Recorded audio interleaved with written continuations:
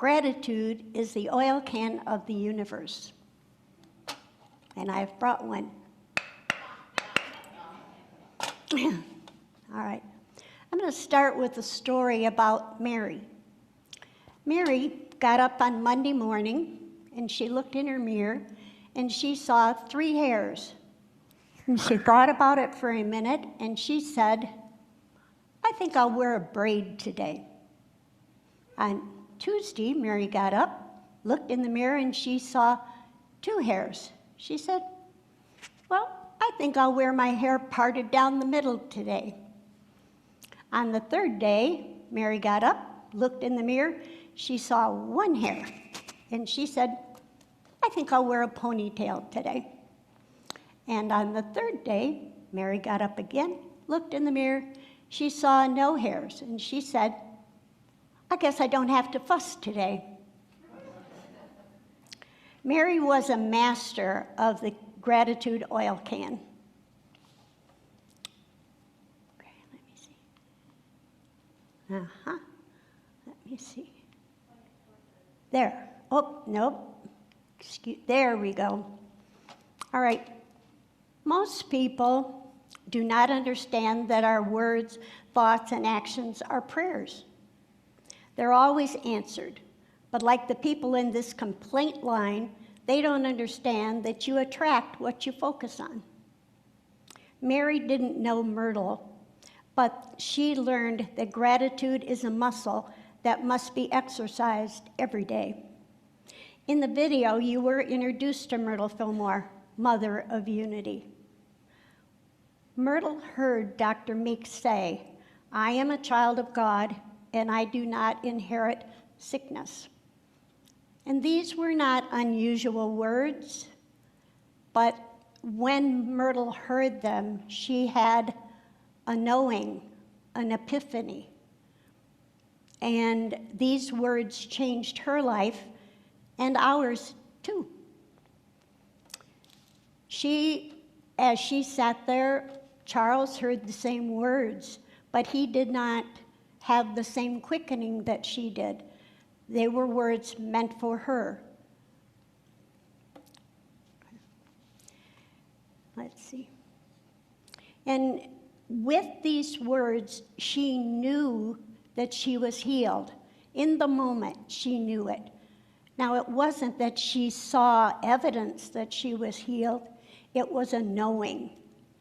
And that knowing gave her the power to work on her body for 2 years. What faith and patience she had. I don't know that I would have that faith and patience. That's a long time to be waiting for the answer to prayer.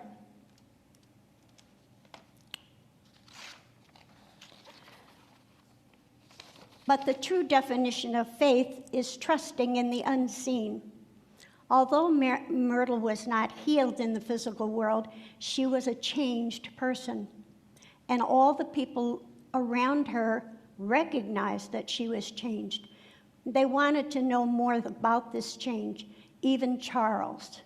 As the video said, Charles began praying for his withered leg. Groups formed to study more and to practice more this praying that Myrtle used, which we call affirmative prayer. Affirmative prayer is using the faculty of power to have mastery over your body through thoughts, words, and actions. The faculty of power gives you dominion over circumstances instead of allowing or choosing your circumstances to have power over you. When Myrtle empowered her words with feelings of gratitude, wonderful healings took place. Even Charles recognized the power in the words of gratitude, and he was not allowing negative words and thoughts to dilute their power. Myrtle did not know that when she went to hear Dr. Meeks, she would have a revelation, one she took to heart and changed her world. She was not only healed of TB, but she and Charles became more prosperous. Okay. Would we be here today if Myrtle had not heard Dr. Meek's words, "You are a child of God and you did not inherit sickness"? What a wonderful tool she gave us, that she shared with us, affirmative prayer. Well, what is affirmative prayer? You will see that the 5 steps are similar to the 5 principles. Unity was founded as a prayer ministry. It was not meant to be a denomination. Affirmative prayer is the foundation of unity. Mark 11:24. So I tell you, whatever you ask for in prayer, believe that you've received it, and it will be yours. Affirmative prayer is the first step to set the creative process in motion. Affirmative prayer leads to awakening of our spiritual self, of our 12 powers. Okay, there we go. First step, same as our principles. Recognition, God is. God is all there is. There truly is no place that God isn't. There aren't 2 powers fighting over your soul. There's only one life, and that's the life of God. You can't get away from the Spirit even when you feel you are. This awareness activates the Spirit within you. Unification or unity, the I am. I am one with Source, and we recognize the truth of ourselves as powerful spiritual beings. No separation. Abundance is my birthright, and whatever follows I am is being called to you. That's why Myrtle said it's so important that you monitor your words. I am is one of the loudest prayers you will ever say. Number 3. I guess I better put that up there. Realization. Sometimes we call it the law of attraction. But in the realization, we use creative visualization to create 8 images in our mind of our desired outcome. Our intention is to transform our subconscious mind and our emotions from despair to hope. As children, we were great at creative visualization. Remember the tea parties, the mud pies, and the pirate battles? Remember, God did not make us puppets. We have been given the power of choice.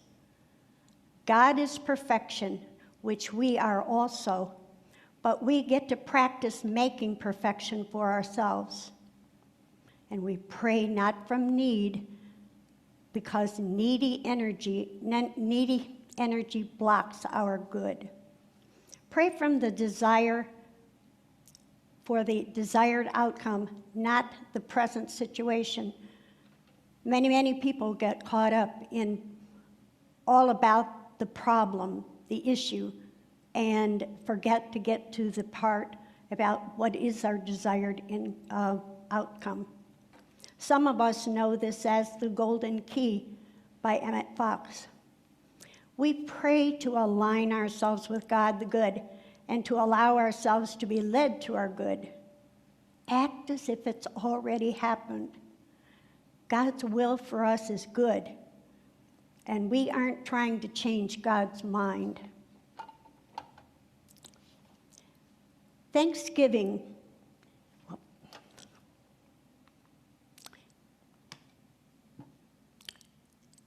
Feelings of gratitude, and this is where gratitude comes in. Thank you is one of the greatest gratitude statements we can make. And when you're praying, of course you would be grateful if you believed your good was on the way. When you don't feel grateful, you know that you're not in alignment. It's important to get to the feeling tone of your words And this was not outlined in the video, but in other writings, it was very important. If you do not have the feeling of gratitude, then you're not ready to receive your good. Fear and doubt have diluted the power of your words. They have lowered your vibration. Keep praying and find the feeling. The change we are creating is within ourselves. And when we feel it on the inside, we can't help but see it on the outside. We aren't trying to change God. We aren't begging. It is God's good pleasure to give us the kingdom. God's plan for me is good, good, and more good. Only my thoughts limit my good. Only my thoughts limit my good. And even if an affirmation doesn't seem true at the time, still feel it as if it were. This is the power of affirmation. They bring us closer to what we want by feeling that they're already in our reach.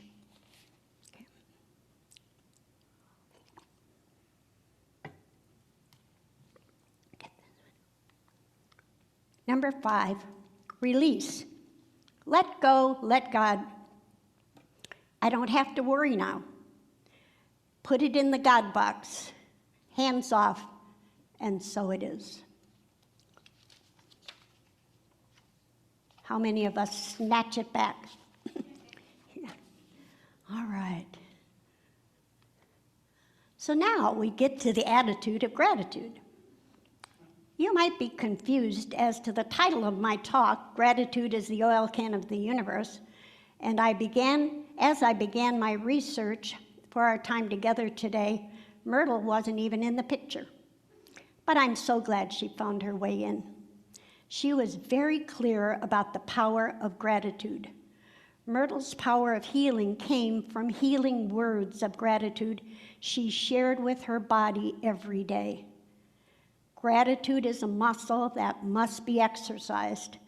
And without the feeling of gratitude for our body, Myrtle would not have been healed. Gratitude is the important ingredient in answered prayer.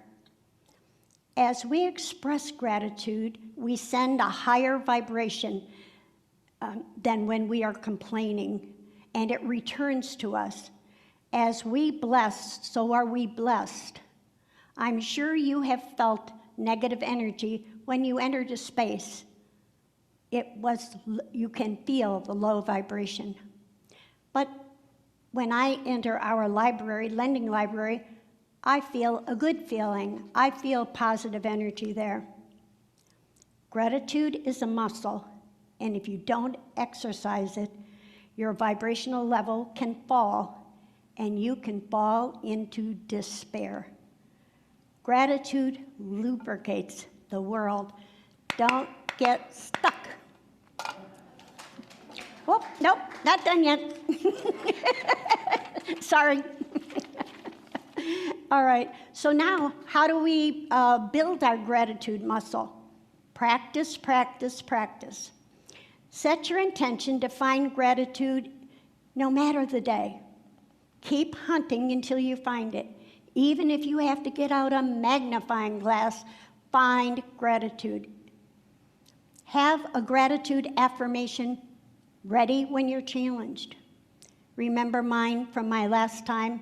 Thank God I'm rich. And last time it was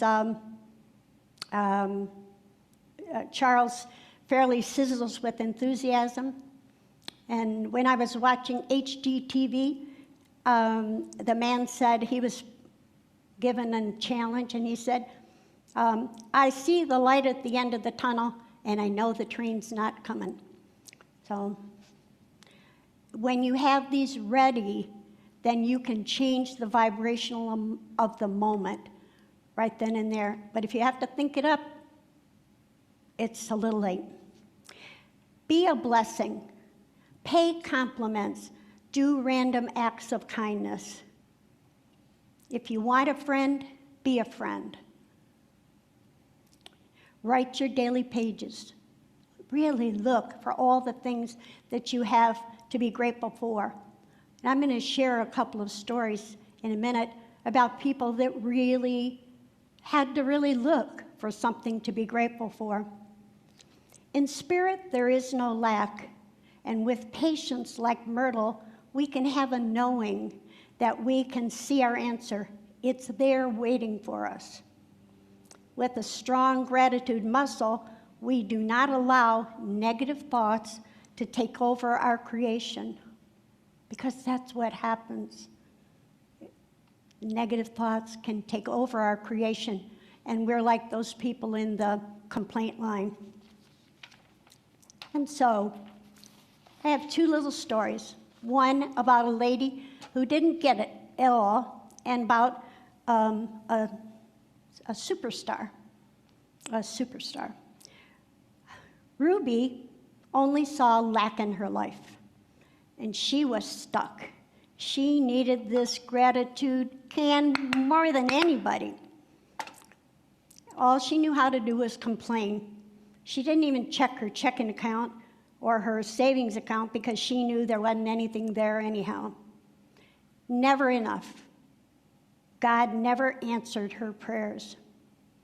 When Ruby went to the hospital, her sister joined her, and she hadn't seen her in a long time. But Ruby was true to herself, and she just started complaining. And she complained she didn't have enough money. And her sister said, well, what happened to that $100,000 that Ned's lawyer put in your savings account?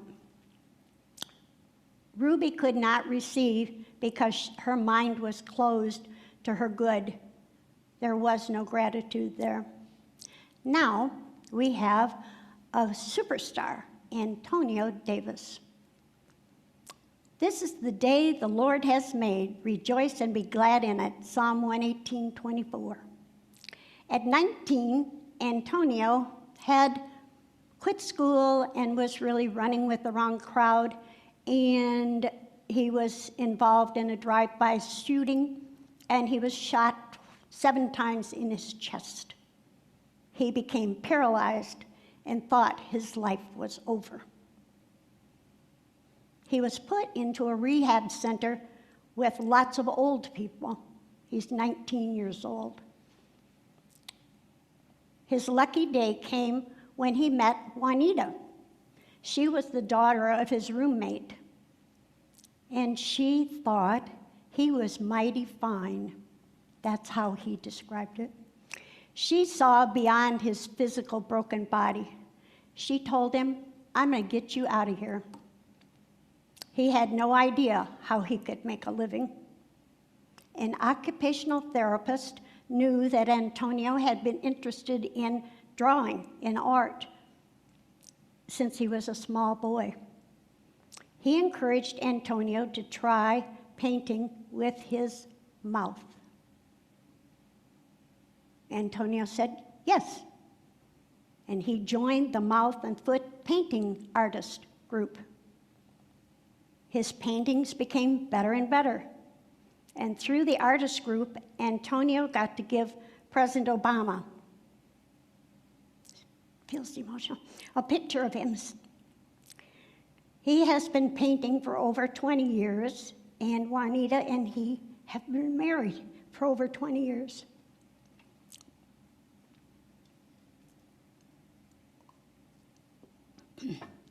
He told her that by the time he was 40, he would buy her a house, and he did.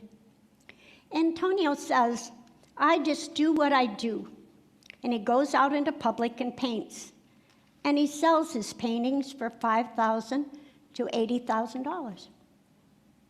He tells people, the shooting was a blessing in disguise. I met Juanita at the nursing home. I became paralyzed. Because I became paralyzed, I was able to pursue my passion for art. I'm just creating. A lot of gratitude there. Let me leave you with one happy little grateful boy. Brian was in the stable with the biggest smile on his face as he was shoveling muck. And his dad came in and saw his son shoveling muck, and he was surprised by this smile on his face. Dad asked, "Well, Brian, why are you smiling?" Brian said, "Well, Dad, with all this muck in here, there must be a pony somewhere." Okay. So, what if today we were all just grateful for everything? That's the end. That's the end.